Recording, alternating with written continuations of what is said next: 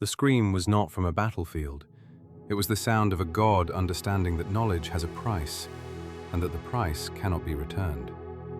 Odin stood at the edge of the well of Mímir, where the roots of the world drink from darkness. The water was still, ancient, older than gods, and it held the answers to everything that would ever happen. Mímir spoke only once. "Swear the oath, pay the price, or turn away forever." This is Norse mythology, not historical fact, a story carried by firelight and breath, shaped by belief rather than record. But for the Norse, it carried truth deeper than history. Odin wanted sight beyond sight, not glory, not conquest. He wanted to know how the world would end and whether it could be stopped. Mímir warned him, "The well does not lie, the well does not comfort, and once you drink, you cannot unsee what is shown." The oath was simple and terrible. Whatever the well demands, you will give. Whatever you learn, you will carry. And you will not turn away from fate, even when it leads to your own death. Odin swore, not lightly, not in pride, but because he believed knowledge itself was worth any wound. The build-up was slow, like ice tightening around the heart of the world. Odin leaned forward. The water reflected not his face, but what waited for him. He saw wolves breaking chains. He saw the sky split by fire. He saw the dead marching, the gods falling, and himself swallowed by Fenrir's jaws. He saw Ragnarök. And still, he drank.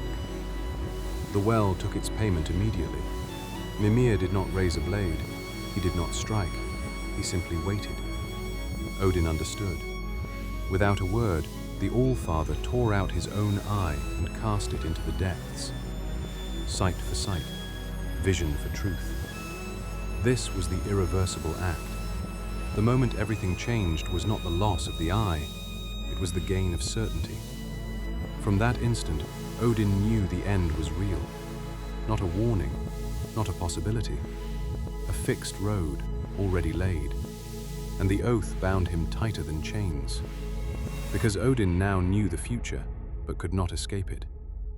Immediately the consequences began. He became restless, obsessed.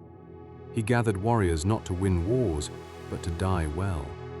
He sent Valkyrie to harvest the slain, not to celebrate violence, but to prepare for an ending he could no longer prevent. Every harsh choice after that flowed from the well.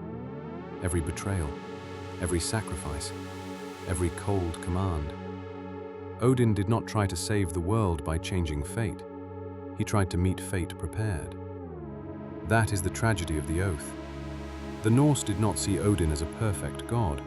They saw him as a bound one. He could see the cliff ahead, step by step, and still had to walk toward it.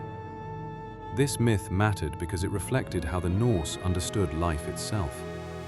Fate could be known, fate could be faced, but fate could not be undone. Honor was not avoiding death. Honor was meeting it without flinching. Odin's oath taught them this. Wisdom does not free you from consequences. Knowledge does not grant mercy. And some truths, once taken into yourself, will rule every step you take after. By the fire, the skald would end the tale quietly.